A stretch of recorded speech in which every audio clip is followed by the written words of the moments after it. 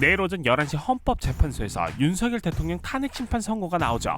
그런데 윤석열 대통령이 탄핵된다면, 그리고 만약 탄핵이 되지 않는다면 어떻게 되는 걸까요? 앞으로 벌어질 일을 이해하기 위해 꼭 이것만은 알고 가야 할 것들을 코코보라가 간단히 정리해봤습니다. 만약 헌법재판소의 재판관 8명 가운데 6명 이상이 탄핵에 찬성하면 윤석열 대통령은 바로 대통령직에서 물러나게 됩니다. 이때 탄핵 심판 결과를 결정짓는 기준은 크게 두 가지가 있습니다.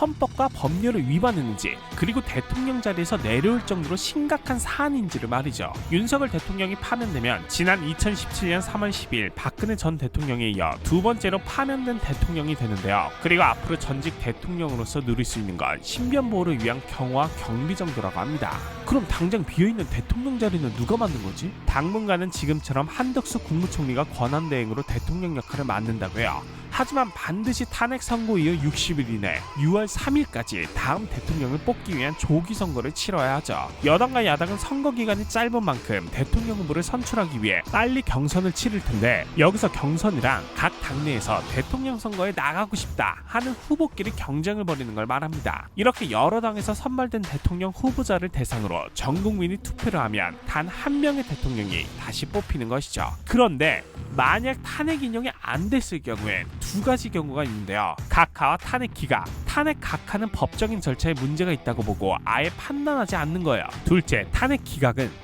탄핵할 만한 정도는 아니네 라고 받아들이지 않는 것이죠. 이렇게 판결이 났을 경우 윤석열 대통령은 대통령 자리에서 업무를 볼 수 있습니다. 이때 대통령 임기는 2027년 5월 9일까지인데요. 사실상 이 임기를 다 채우지 않을 수도 있다는 이야기도 나오고 있어요. 왜냐하면 윤석열 대통령이 헌법재판소 최후 진술에서 본인의 대통령 임기를 줄이는 걸 전제로 대통령제 포함해서 헌법도 손보자 라고 했거든요.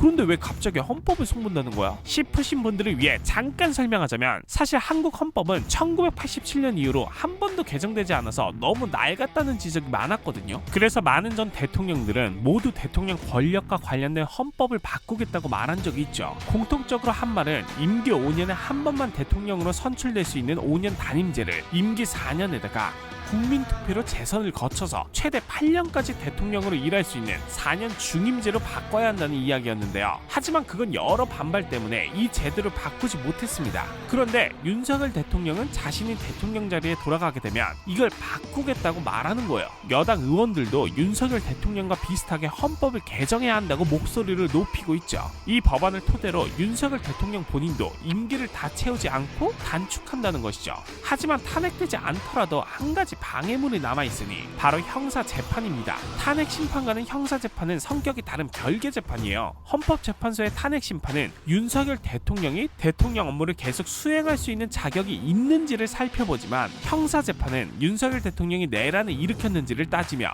유죄와 무죄를 가리는 재판이거든요. 원래 대통령에게는 아무리 큰 죄를 저질러도 검, 경찰의 수사나 법원 재판을 받지 않아도 되는 특권이 있거든요. 외국과 손을 잡고 우리나라를 해치려는 외환죄나 폭력을 동원해 헌법을 어기는 내란죄를 저지른 경우를 제외하면 말이죠. 이런 대통령의 특권을 헌법 제84조에 있는 불소추 특권이라고 합니다. 하지만 윤석열 대통령에게는 12월 3일 비상계엄 선포 당시 군대를 동원해 헌법기관인 국회와 선거관리위원회를 장악하려 했다는 내란죄 혐의가 있었죠. 이 내란죄에 관련된 죄가 정말 있는지 없는지를 따지는 형사재판이 4월 14일에 시작됐는데요. 그래서 탄핵되지 않더라도 윤석열 대통령은 형사재판에 서야 하죠. 만약 여기서 유죄 판결이 나온다면 현직 대통령 신분을 유지해도 형사처벌을 받을 수 있는 건데, 이것도 윤석열 대통령의 정상적인 직무 수행을 가를 정말 큰 변수인 거죠. 아니 그럼 탄핵 선고가 어떻게 되든지 간에 계속 혼란스러울 것 같은데? 윤석열 대통령은 헌법재판소의 어떤 판결에도 여기에 납득하고 따르겠다는 말을 하지 않았어요. 야당도 역시 이런 상황에 대해 반발하면서 윤석열 대통령이 복귀하게 되면 한국 헌법 질서가 파괴되는 것과 마찬가지라며 비판하고 있습니다.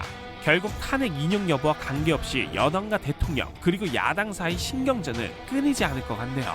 내일 헌법재판소에서는 어떤 판결이 나올까요? 그리고 이 판결은 대한민국 역사에 어떻게 기록될까요? 오늘 코코보라가 준비한 이야기는 여기까지였습니다. 흥미롭게 보셨다면 좋아요, 구독, 알람 설정까지 꼭 부탁드립니다.